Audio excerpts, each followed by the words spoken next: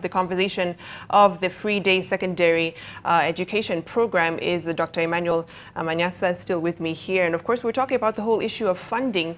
And I wanted to highlight this issue here, even when it comes to feasibility, because the task force on secondary school fees found to assure fully free day secondary school, the government would pay a capitation grant of 23,975 shillings per student. And of course, the capitation now does not quite cover that. And many asking, are we able to sustain this? Yeah, that's an important question. Are we able to sustain this? Again, if we fall back to 2003 with FPE, that was fitting perfectly into the Millennium Development Goals agenda at that time, which was very well funded globally. Right. So after Kenya introduced FPE, we received a lot of financial support from the World Bank, from other donors.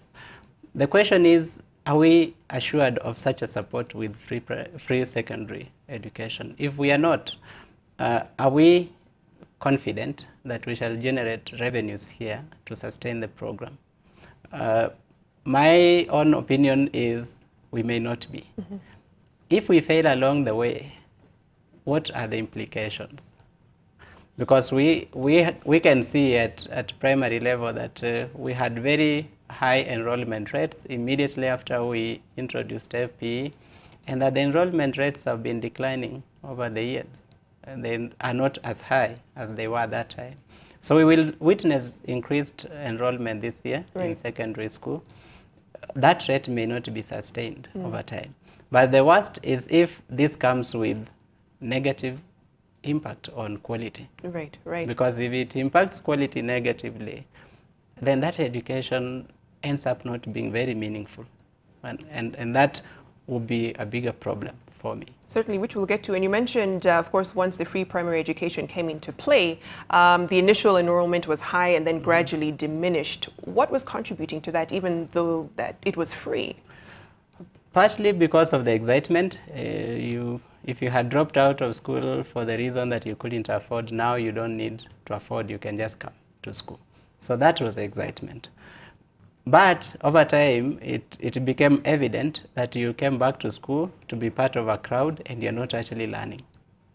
And when you're not learning, then you start to wonder why you went back. Because you start to do your own cost-benefit analysis, and you are better off doing whatever else you are doing than going back to school. Right. And that is a problem. The second problem is, and this has to do with what we are seeing in TTCs today, what is the premium we place on education as a society? And how do we assess that premium? Do we assess that premium by the amount of money we put in the education sector, or by the quality of what we get out of the education sector? If we assess it by the quality that we get out of education, then our focus at all times when you're making decisions should be on how does this decision impact the quality of what we get out of education. And sticking on that whole matter of quality, the Economic Survey 2017 said slightly over 2 million students are enrolled in secondary schools. And in 2014, the Ministry of Education said 93.28% of students enrolled in secondary are in public schools. So keeping that in mind, what should the government have focused on to really improve secondary school education, more so than probably just giving a subsidized program? I think it is good to think about access, which they have done by introducing this free secondary education to create room for those who couldn't access school to access school. But also, it is important to think about how do we retain those who are in school, and what are the reasons why those in school drop out. Because a lot of children, if you look at the number of Form 1s 4 years ago and the number of Form 4s last year, you see that we had a significant dropout rate. Children who joined Form 1 and who did not sit exams at the end of 4 years. We need to be asking ourselves, how do we retain these children in school? What is causing the dropout? And there are very many levies. I know the ministry has given few guidelines. I hope that this year they follow through to make sure that principals obey I was paying fees for high school, 2 high school children last year. And I can tell you, the schools never adhered to the fee guidelines. Right. So I hope that there is a plan on that as well, because those are things which make children drop out of school. Absolutely. When the official policy says this and the practice is very different than the official policy. So what do you think could be hindering the implementation or practice of a lot of these policies that have been brilliant but have not been put into play? Partly because sometimes the policies are not consultative enough, and so those actual actors on the ground realize that they cannot be able to operate within the policy, and they flout the policy. And the policy maker realizes, yeah, it's actually difficult for these guys to operate within the policy, and doesn't follow through.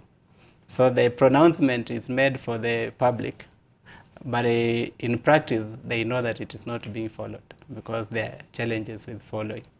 That is one. The second bit is just corruption. The people who are supposed to ensure that the policy is followed are compromised along the way by those who are flouting the policy. And so there is a collusion that makes sure that the policy is not implemented.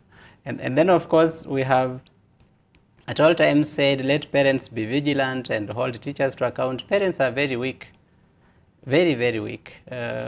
And because of that, they cannot actually hold school managers to account. It's not possible unless someone else holds school managers to account. Right.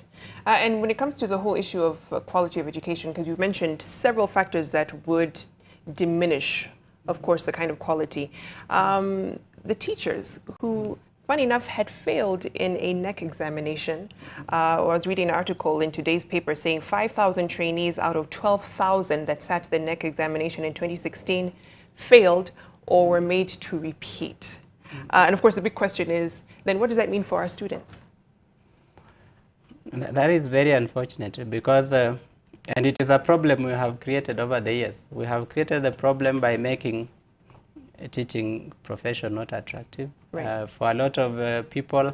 And we were told this by a member of the East African Legislative Assembly from Kenya, who said, in the part of Kenya where he comes from, if you finish school and come to Nairobi and look for a job and you don't find a job and you go back home and you say, I didn't find a job, that's given teaching.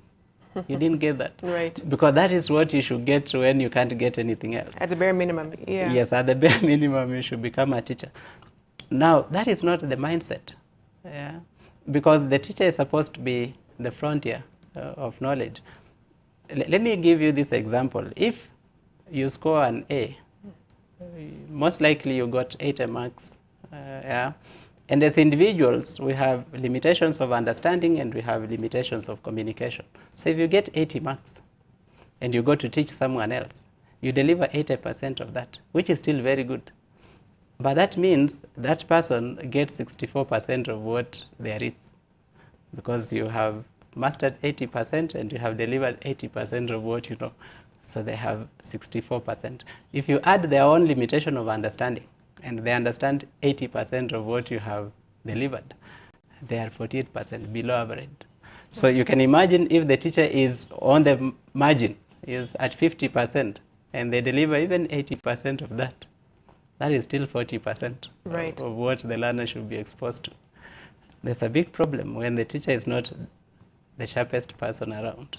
And it's unfortunate because now who is to blame for that kind of scenario when it comes to training our teachers and making sure that they're up to par? I think it starts with what incentives have we put in place to attract the best people into teaching. I think that is where it begins. If you go to South Korea, the best students in school want to be teachers after that. So you're starting by attracting the best to be teachers. Here in Kenya, the best can only be engineers, lawyers. So the people we end up admitting into teaching, first of all, couldn't get anything else. So their motivation may be wrong, their abilities may be limited right, at the start. Then if you look at the teacher training colleges, and this is something I was told by someone who teaches in a teacher training college, and it saddened me, that a lot of the teachers who teach in those colleges are either teachers from high school who had problems in high school, there were former principals of high school who were demoted. So first of all, the teachers themselves of those trainees are not sufficiently motivated. They are there as punishment for many of them. If that is the case, then you have the ingredients for a disaster. Right. You have learners who are not interested in what they are doing, and you have teachers who treat what they are doing there as punishment. And you can imagine so what comes out. Demoralized trainers training out equally demoralized teachers. Yeah. All right. Let's continue that conversation. Let's take it to a break here on NTV today, and of course we'll be looking deep